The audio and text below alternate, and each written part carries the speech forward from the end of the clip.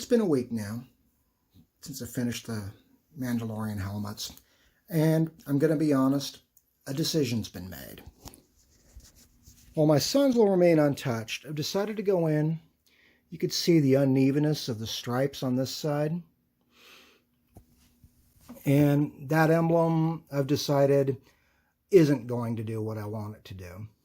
So I'm going to decant some of the soft cold iron and paint over this emblem.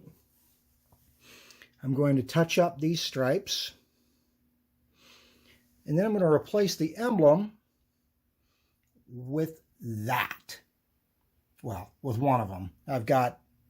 My printer did its level best to try to not let me do this, so these are the ones that turned out the best, with a couple of coats of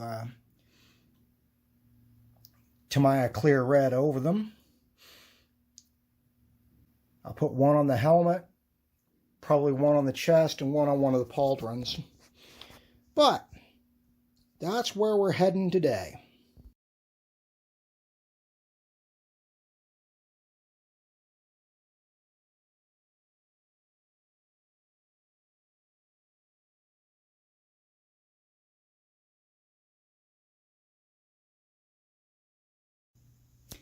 Okay.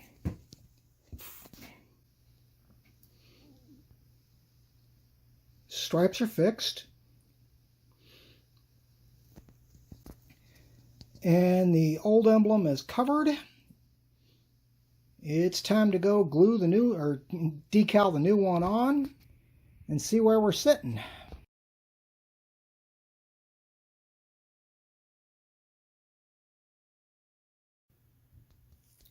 All right, at this point, although I've said it before, my helmet is done. Gone in, cleaned up the stripes, and replaced the rather crude hound marking with something more akin to what I was looking for anyway. This is based off of Games Workshop's Luna Wolves, only I took the lunar crest out of it. It's also similar to what I did with my Hellhounds, but that is more what I was looking for on this. So now, again, I can say helmet is done.